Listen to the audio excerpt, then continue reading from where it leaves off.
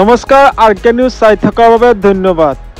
আজি 24 ফেব্ৰুৱাৰী আৰু সন্ধিয়াৰ এটা ভাল খবৰ। আত্মসহায়ক গোটৰ লগতে চৰকাৰী ঘৰলৈ দিবলৈ লৈছো ভাল খবৰ।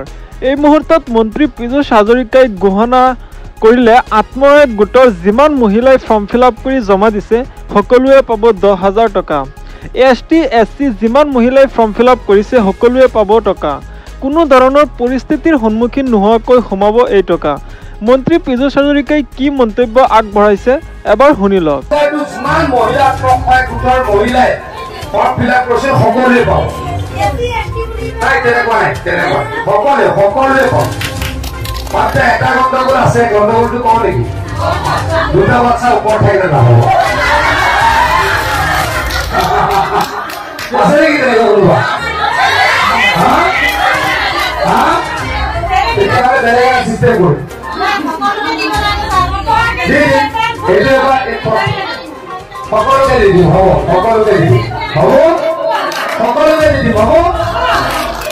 হয়, নিশ্চয় শুনিছে মন্ত্ৰীৰ ভাষ্য।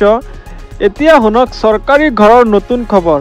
চৰকাৰী ঘৰ লাভ নকৰা সকলোৱে পাব এখনকৈ চৰকাৰী পকীঘৰ। মুঠতে অসমত এটাও কেঁচা ঘৰ নাৰাখে বিজেপি চৰকাৰে। প্ৰথমে ঘৰ বনাবলৈ 1,30,000 টকা দিব, তাৰপিছত বিনামূলীয়াকৈ চৰকাৰী শৌচালয় বনাই দিব, লগতে LPG গেছ প্ৰদান কৰিব বিনামূলীয়াকৈ। এই সুবিধা লাভ কৰিবলৈ আপুনি কৰিব লাগিব আবেদন। যদি আবেদন কৰা নাই এতিয়াই আবেদন কৰক। কোনে কোনে পাব চৰকাৰী পকীঘৰ চাওক মন্ত্ৰী ৰঞ্জিত কুমাৰ ভাষ্য। প্ৰায় আমি 20 লাখ মানুহক আমি ঘৰ দিবলৈ সক্ষম হৈছোঁ এইখন চৰকাৰে। এইখন চৰকাৰে যে 20 লাখ মানুহক ঘৰ দিছে প্ৰধানমন্ত্ৰী আৱাস যোজনা, 20 লাখ দুখীয়া মানুহক আৱাস দিছে। আগন্তুক দিনত আৰু ভাৰত চৰকাৰে আমাক আগবঢ়াইছে, মোদী আগবঢ়াইছে, আমাক 1,73,000 ঘৰ আমাক আগবঢ়াইছে। এইটো অলৰেডি আমাৰ কাম আৰম্ভ হৈ চেংচন দিয়া প্ৰক্ৰিয়া শেষ হ'ল, তাকে আজি হেৰি কৰিলোঁ। আৰু চেংচন দিয়া প্ৰক্ৰিয়া শেষে নহয়, মই দেখিছোঁ আমাৰ সৰু ক্ষেত্ৰীয় ব্লকত এই আজি প্ৰায় এমাহ আগতে যিটো দিছিলে তাৰে ভিতৰত ইতিমধ্যে মই যিটো কেইটামান ঘৰ কমপ্লিটো কৰিছে। গতিকে এই যিটো আমি ছাৰ্ভিচ, যিটো সেৱা, মানুহৰ যিটো সেৱা আমি দিছোঁ, ইয়াতকৈ সেৱা আমি দিবলগীয়া কোনো চৰকাৰৰ ক্ষেত্ৰত দেখা নাই। ইয়াতকৈ যে সেৱা আমি দিব পাৰিম মোৰ নিজৰ কেতিয়াবা সন্দেহ হয়। বৰ আমাৰ চেংচন হৈছিলে তেনেকুৱাকৈ আমাৰ চেংচন হোৱাৰ ভিতৰত পূৰ্বৰ যি 20 লাখ আছিলে 20 লাখৰ ভিতৰত 19,54,000 ঘৰ কিন্তু কমপ্লিট হৈ গ'ল। বাকী 45,000 ঘৰ আছে, হয়তো তাহাঁতৰ এতিয়া মাটিৰ কিবা ডিস্পুট আছে, হয়তো ঘৰ বনাবলৈ দিয়া নাই বা বেনিফিচিয়াৰী ঘৰ ঢুকাই গৈছে বা লিগেল হেৰিয়া নাই, সেইবোৰো আমি আগন্তুক দিনত চিকিৎসা কৰি আছোঁ।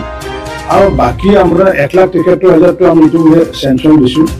ইয়াৰ উপৰিও আমি আগন্তুক দিনত আমাৰ যিটো ৱেট লিষ্ট যিটো লিষ্ট আছিলে তাত আমাৰ 8 লাখ মানুহৰ, কাৰণ 18 চনৰ যিটো ছাৰ্ভে, 11 চনৰ ছাৰ্ভে তালিকাৰ 100% হৈ গ'ল।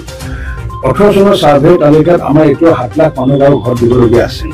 গতিকে এই 7 লাখৰ ভিতৰত যিহেতু আমি 1,71,000 পালোঁ, যিহেতু মাননীয় প্ৰধানমন্ত্ৰী ডাঙৰীয়াই ইতিমধ্যে 3 কোটি ঘৰ যিহেতু ভাৰতবৰ্ষত দিব, আৰু তাৰ ভিতৰত আমি 7 লাখ ঘৰ পাম বুলি আশা ৰাখিছোঁ। পৰ্যায়ক্ৰমে নাপালেও কথা নাই, কাৰণ কিয় নাপালেও কোনো কথা নাই। মাননীয় মুখ্যমন্ত্ৰী ডাঙৰীয়াই যিহেতু মুখ্যমন্ত্ৰী আৱাস যোজনা স্কীম ইতিমধ্যে ইন্ট্ৰডিউচ কৰি বাজেটৰ টকা ধৰিছে, গতিকে ভাৰত চৰকাৰে টকা কেতিয়াবা দিব পাৰে, কেতিয়াবা নোৱাৰে।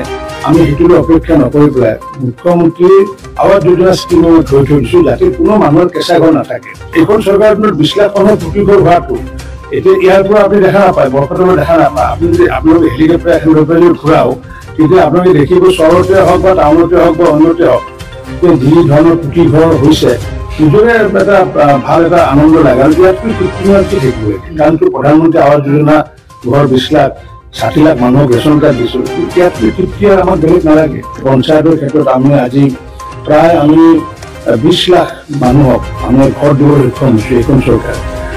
এনেধৰণৰ ভিডিঅ' নিতৌ পাবলৈ চেনেলটো ছাবস্ক্ৰাইব কৰি ভিডিঅ'টোত এটা লাইক কৰিব, আৰু যদি ফেচবুকত চাই আছে তেন্তে ফেচবুক পেজটো ফ'ল' কৰিব।